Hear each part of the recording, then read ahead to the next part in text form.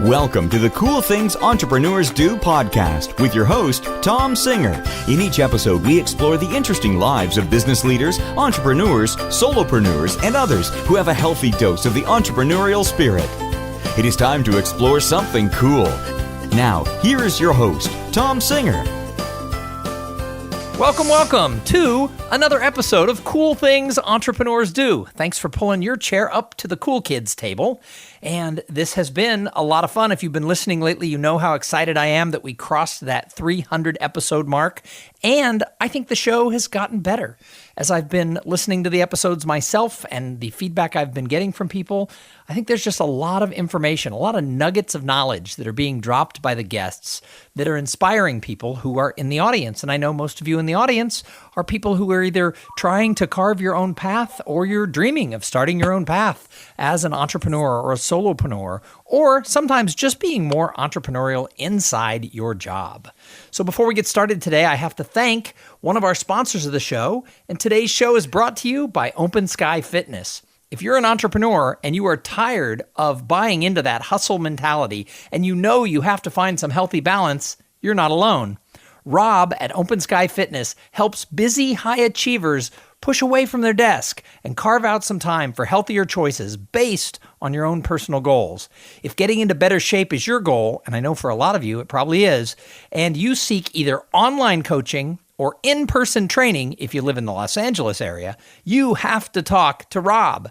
Check out his offerings at openskyfitness.com and subscribe to his Open Sky Fitness podcast on iTunes. Now, I'm also going to tell you, I joined his 8-week challenge, and we're only 3 days into it, and he is kicking my butt, and it's actually all good stuff. I signed up to do an 8-week course that he's doing, and every morning I log on, and I will tell you, I'm happy, but I'm really, really sore. I'm making old man noises when I get out of the chair because Rob is kicking my butt.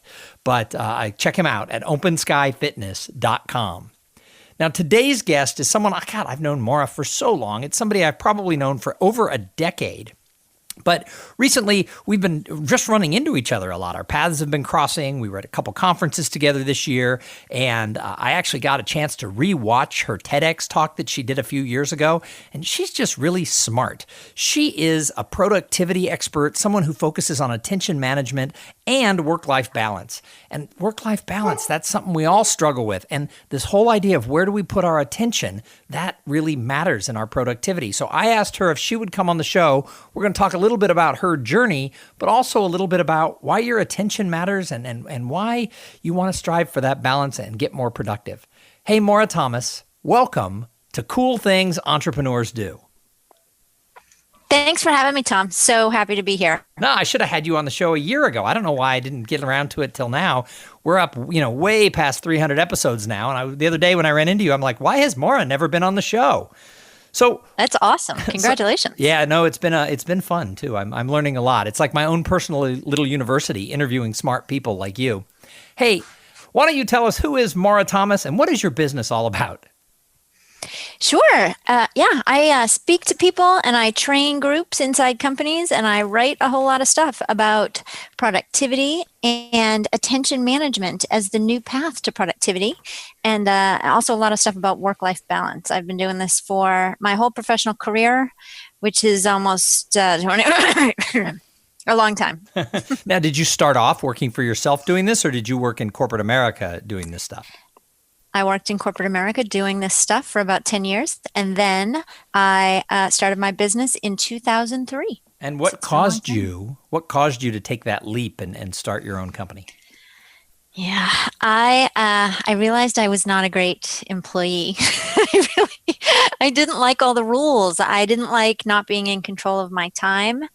And I just wanted more independence. And also when I moved to Austin 15 years ago, there's such a great, as you know, small business community here and startup culture. And there's all kinds of resources and groups. And it was just sort of where I found my tribe of like-minded people.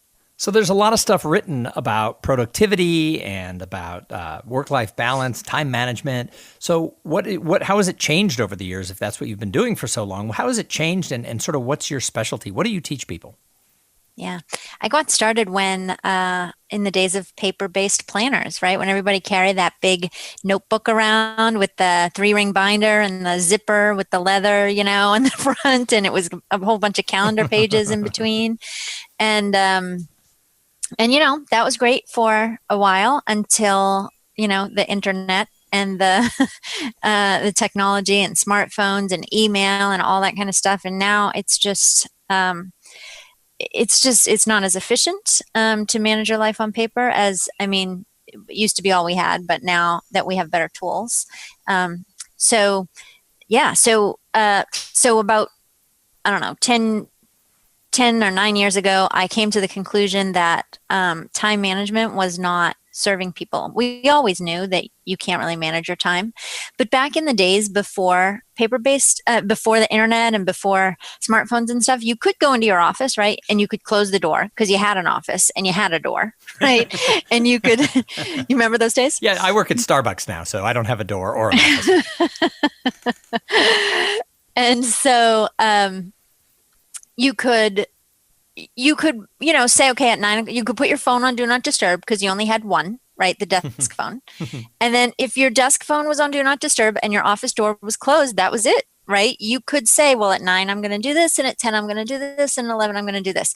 But now it just doesn't work that way anymore. We have, not only do we have the internet at our fingertips, the whole world at our fingertips, distracting us in a million different ways, but we've also been conditioned by the internet to recognize that, you don't have to wonder about anything. So if you're typing, if you're doing a proposal to a client, but all of a sudden this stray thought wanders into your brain that, hey, I wonder if it's going to rain tomorrow.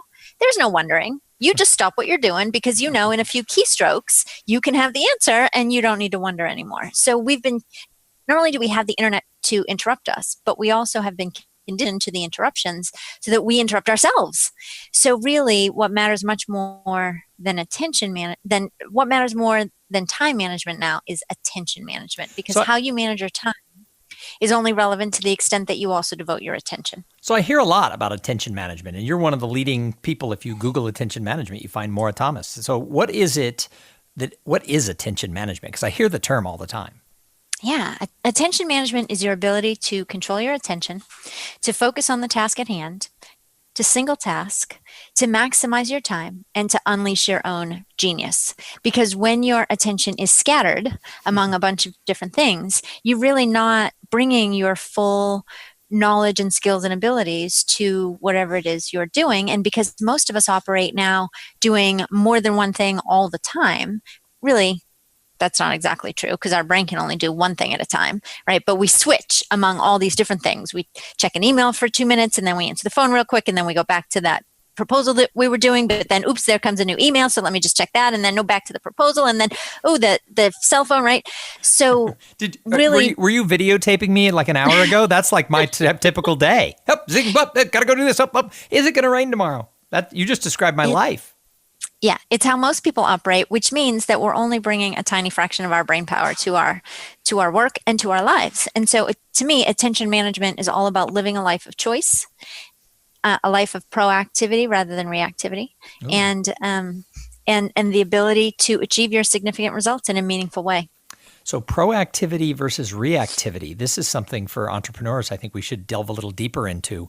How does a business person with so many fires happening around them, maybe they have a small business, maybe they have a couple of employees, they have to wear all the hats. How do they go between, those two things? How do they get more proactive rather than reactive? Yeah. Part of the problem is that most people don't really know all the stuff they need to do, right? Most people just sort of show up at work and do whatever happens to them, right? We show up, oftentimes we show up with a plan, like here are the things I want to get done today. But as soon as you check your email, 8:05, those plans are out the door, right? So instead of wondering, I've got all this stuff, I've got all these flags in my email, right? All these emails that I've got flags that I've got to get back and do stuff. And then I've got this, all these sticky notes covering my desk. And then I've got this notebook that I take into meetings with me. And there's a bunch of stuff I need to do in there. And I've got all these thoughts swirling around in my brain. So that's really distracting and it's very hard. Stopping to think feels like a luxury that we can't afford. And so instead of saying what really is the best use of my time, because we know that's going to take a minute to figure out, we just move on to something else. If an entrepreneur is listening to this, and I was making a joke saying, you just described my life, what are the steps they can take to get less scattered? Yeah, absolutely. So we're conditioned to distractions. So in the absence of distraction, we actually seek out the distraction. So we have to recognize how distracted we are and how often we allow ourselves to be distracted. But really, there's 3 steps to attention management. First thing is you have to control your environment. And people always say to me like, oh, I work in this open office floor plan and it's so loud and everybody's always interrupting me and I can never get anything done. The truth is we're really not the victims of our environment that we think we are, right? Like if you put a sign on your desk or on the back of your computer screen that said, please do not disturb, your coworkers would probably honor that as long as it wasn't there all day, every day, right? If you just constantly say, do not disturb, then that's not going to work. But 15 minutes every hour, 20 minutes every hour, or for the first hour, in the morning, a couple hours in the morning, and then a couple hours in the afternoon. I mean, you have to carve out time for yourself to get your stuff done. So first step, control your environment. Second step, control your technology. Again, we act like we are slaves to our devices, when in fact, you could use do not disturb. Most people I know never put their phone on silent. It's never really on silent. It's really on vibrate. It's not the same thing. Right? So take control of your technology, even when you're checking email, right? Sometimes the task before you is to work through the emails in your inbox, because usually that's work, right? It's from clients, it's from coworkers, it's from vendors, it's work that you have to deal with. But you can't even do that if the emails keep coming in. Right? You ever set aside some time and you're like, okay, I'm going to clean out my email inbox, but every time you read one more comes in. It's like if you were digging a hole and I stood across from you shoveling the dirt back in, right? You don't get very far. So you can work in offline mode. You can put your phone on do not disturb or airplane mode or whatever it is, and just take control of your technology. That's the second component. And then the third component is to control your own behavior. And that's usually the hardest part, right? That is the urge that we have all the time to when it's too quiet, we're so used to distraction. When it's too quiet, do you ever find yourself going, hey, is the server down? Because I haven't gotten a message in a while. Or like checking your Sundays. I don't get a lot of emails on Sundays, and it just feels weird. It's like, why Right? aren't there emails flying at me all day long? That's right. So recognizing that. So the way that you can work yourself out of that state of constant distraction is to lots of things. You can practice mindfulness. You can, just a few minutes every day to get some quiet time so that you get used to the time, to the quiet and to the undistracted time. I tell people to set a timer. If 10 minutes feels like a long time, set it for 8 minutes where you do only one thing. You close the door if you have one, or you go someplace quiet. You put your phone on do not disturb, and then you do just one thing for some period of time until the timer goes off. And then that's a way for you to build your attention span back up. Because the truth is, our constant distractions are really just eroding our attention span. Do you feel like your attention span is shorter than it used to be? Yeah. Everybody does. And so what we need to do is build, instead of always chipping away at our attention span, we need to learn to build it back up. So you've done a great job of building your business over the 15 years. Like I said, I've known you probably not the whole 15 years, but I've known you well over half of that amount of time. And I've just watched you really, really expand in an amazing, positive way. Is that because you live by this? Are you so successful because you manage your attention and because you're an expert in productivity? Is that what has helped you grow your own business? I would like to believe that has something to do with it. I'm sure it probably does. But everybody seems like an overnight success. It only took them 12 years to get there. Right? That is true. In this world as a speaker, there's something to be said for having longevity. So that is true too. Exactly. It's just you keep chipping away. And I think it's a little bit, what have you done for me lately? You have to come out with things and do stuff. And I feel like every year or two, I've been fortunate enough to either publish a book or do a TEDx talk. 1 year I started writing for Harvard Business Review, and that was really big. Then I wrote another book, and now I write for other outlets. So yeah, I mean, you just keep working at it and you keep learning. I think that's another thing is you have to keep studying, and you know how it is. Professional development and staying on top of your field really makes a difference as well. So now that you've been doing this for so long, what is it that you love about working for yourself versus your corporate days? What do you love about the entrepreneurial life? I'm a control freak. I admit it. That probably has something to do with my line of work.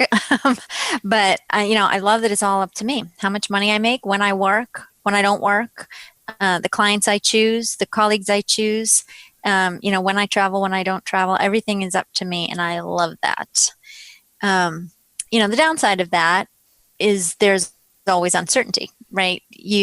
On the one hand, I feel like, well, if I want more money, I just have to go out and figure out how to make more money. On the other hand, it's not always that easy. And so you have to be okay with the ups and downs and the, crazy busy 3 months and then dead 2 months. And then, and the sort of, there's just no guarantees, and you have to be okay with that. Well, and I'm having 2017, I'm having the best year of my career by nearly 50%. I'm way up over my previous years. And I can't complain about previous years. So I'm really excited. But then I get sort of this fear of, oh my God, I have to do it again in 2018. Is it a blip? Do you feel that way sometimes? Like, oh my God, it could all just stop.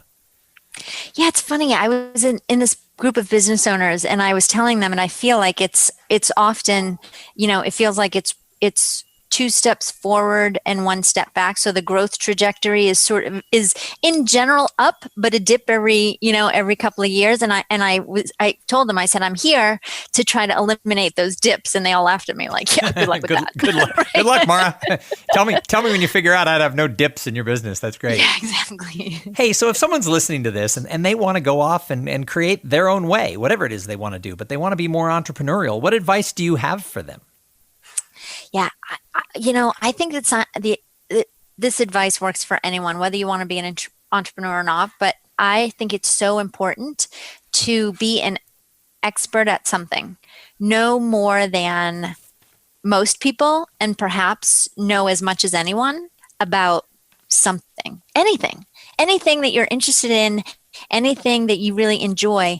Become a true expert at it, and then the opportunities really open up to you, whether you want to go into business for that, teaching other people how to be an expert in that thing that you're an expert in, or even in corporate America, right? You can take charge of your own career by being like in corporate America, they call it a SME, right? Be the subject matter expert, so that everybody, you're the go-to person. And I think it really gives you an edge regardless of your career path. So how important is someone's network when it comes to being sort of a solo or a early stage entrepreneur? How important is networking and connecting with other people? I think networking is everything. I think that,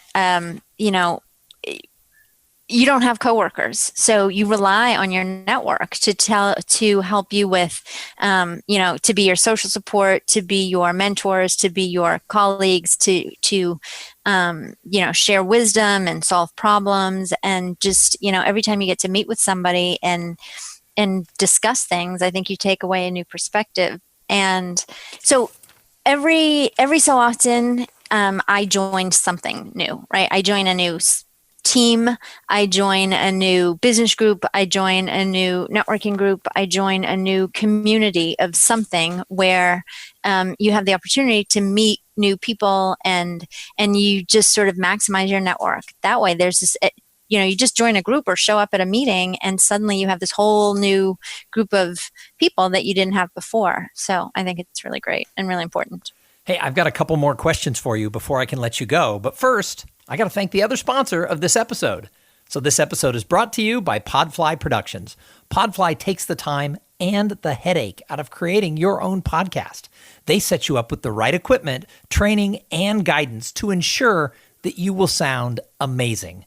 PodFly does all the heavy lifting and the technical work so that you can focus on creating great content, growing your audience, and interviewing really cool people like Maura Thomas. Hey, if you want to start a podcast, and I know some of you do, jump over to podfly.net/coolthings and check out the offer that they have for the listeners of this show. Hey, Maura, I call the show Cool Things Entrepreneurs Do. So what's the coolest thing you're doing in your business right now? That's another reason I love being in business, because if you're doing it right, there's always something cool happening, right? So the latest thing for me is that my new book came out in February. Congratulations. And thank you. And I've relied on wisdom and research from a whole bunch of other people that I admire and I think are super smart. I quoted them and I quoted their research. And for everybody that I quoted in the book, I sent them a copy and I wrote them a note and said, here, just wanted you to have this. Thanks for, your help in doing what I do. And so many of them have been so gracious. Big name people have written back. The latest was Ariana Huffington wrote to me and actually invited me as a result of my book to be a contributor to her new business, Thrive Global. Nice. So I'm going to start writing for them pretty soon. That's awesome. Yeah. And just a little sideline, everybody, I don't know Ariana Huffington, but everybody I know who's encountered her either in a professional situation like this, sending her a copy of the book and getting a quote from her, or who've worked with her on a project, or who've just run into her in the airport, I hear this type of stuff back about her all the time, that she always follows through. She does what she says she was going to do. She always answers emails. And I think that's amazing. And so I hope I cross paths with her sometime, because apparently she's really, really cool. Yeah. At least she's been very cool to me. Many people have been very gracious. It's really nice. And then you realize, they're super smart and they're out there doing this amazing stuff in the world. And they're just people. And just like we do, they like to hear that people are benefiting from their work. So I think that's awesome. Oh, that's great. Hey, so I love to ask people who come on the show, who is it that they admire? And one of the reasons I ask that is I think that entrepreneurs are observers. I think we do more than just start businesses. I think we're kind of watching what other people are doing. And I love to say to the people who come on this show, who is it out there in entrepreneur land that you look at and say, God, he or she, they are crushing it. They're doing cool things. Oh my gosh, there's so many. I'm really inspired by people who are using their businesses to solve global problems. For example, there's a chapter here in Austin of the Plus Social Good movement, which supports businesses, both for-profit and nonprofit, that work to solve society's most pressing issues. There's another organization called the B Corp certification, which is to business what the Fair Trade certification is to food products. And they support and certify companies that are out doing great things in the world. Another homegrown Austin business is On the Dot, which offers a newsletter highlighting empowered women in order to empower other women. As the father of two daughters, I like that. I'll have to get my daughters signed up for that. Yeah, On the Dot. It's pretty great. And I think that more and more people are interested in how the businesses they patronize spend their dollars, and contributing to the world in a positive way is becoming really important. And my business is enrolled in another great program called Austin Gives, which requires members to pledge to donate a portion of their proceeds to charity. So that kind of work really inspires me. Well, and that leads right into the last question, and that is, what do you do to serve the greater good? Because I think that as entrepreneurs, we can do so much, and sometimes people get caught up in starting their business and they forget. And one of the things I did, gosh, it's a decade ago, it's before I was doing this full time, is I started pledging just a small percentage of speeches I give to research for kids born with craniofacial abnormalities, because my 15-year-old had to have her entire skull rebuilt as a kid, and it was awful at the time. Of course, now she's 15 and she's fine, but it wasn't a fun thing for us to go through. And craniofacial abnormalities impact like less than 1 in 4,000 kids that are born in the United States. And so we started these two funds at Children's Hospital here in Austin, Dell Children's Medical Center, and the Rady Children's Hospital in San Diego, where Kate was actually operated on. And I'm not rich. I don't come from a family that has their name on the walls of hospitals. But one of the things that we did is we just, every time I give a speech, we write a little check to match that little percentage that we promised to do. And it's over $70,000 now, a decade later. And it blows my mind that my little business that barely supported my family for the first 4 years, has been able to donate and raise that kind of money. And so, I get really excited when I talk to people like you, who I know are really cause driven. So what is it that you do? What do you support? Yeah, thanks for asking. Lots of different things. So yes, as a member of Austin Gives, similar to what you do, a percentage, you pledge to donate a percentage. So same thing with me. I've been taken aside a percentage of all the revenue that my business has generated. And actually, I finally achieved something that's been a goal for a long time, which is to start a foundation. Nice. Through Austin Community Foundation. So now we have this pile of money that we can use to support good causes here and around the world. I also serve on nonprofit boards often here locally, and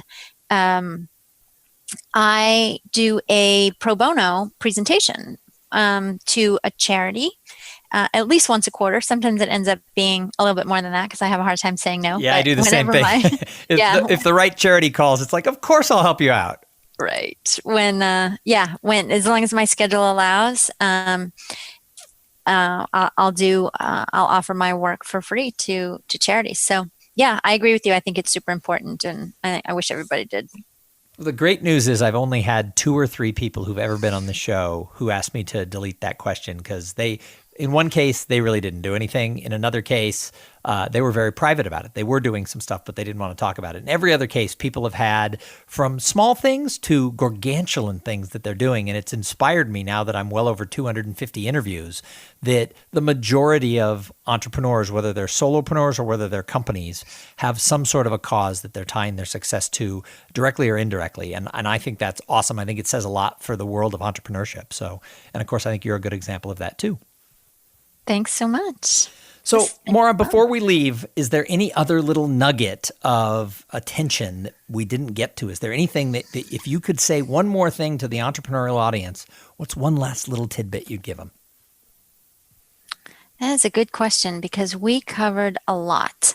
I think it is super important to recognize that doesn't make them bad people, but in the technology world, in technology development, there is a real concerted effort to control your behavior through your technology, right? To try to influence your behavior, to interact more with the website, with an app, with some piece of technology, and it is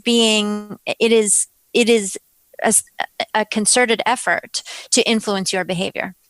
And so if that's true, and you're going to take advantage of all the technology that we have available to us, which I absolutely think everybody should, but it's important to know if they are working to influence your behavior, then your only defense against that is your ability to control your attention.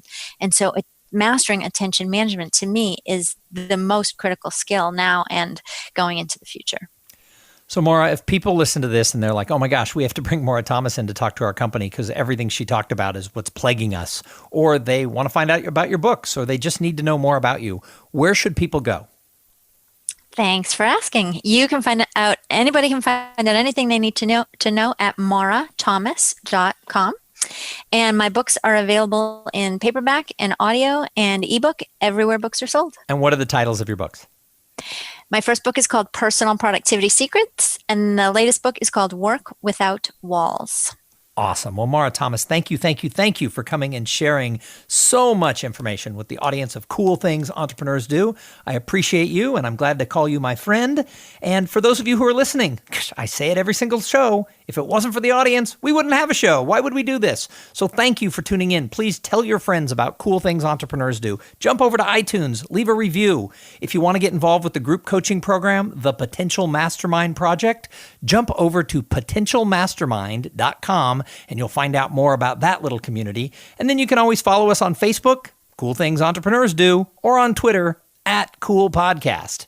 All right, we're going to be back in a couple of days with an interview with somebody just as cool as Maura Thomas. But in the meantime, I challenge you, go out there and have a great day. Thank you for being part of the Cool Things Entrepreneurs Do podcast. Without your participation and listening to these conversations, there is no show. Connect with Thom at thomsinger.com and follow him on Twitter @ThomSinger.